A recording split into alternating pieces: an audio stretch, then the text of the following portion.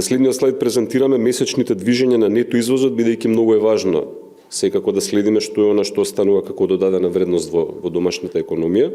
Можеме видиме дека во поголем дел од годината, односно следено на месечно ниво, нето извозот е во позитива. Секако најголемо позитивно движење регистрираме кон крајот на годината, значи од месеците октомври и ноември, со тоа што имаме благ пад во месец декември, кој што не би требало да не загрижува, бидејќи нето извозот останува позитивен во текот на целата 2021 година. Очекувам, повторно ќе кажам, заради тоа што дел од новите капацитети кои што носат поголема додадена вредност ќе придонесат нето извозот до 2022 година да продолжи со позитивниот тренд на пораст.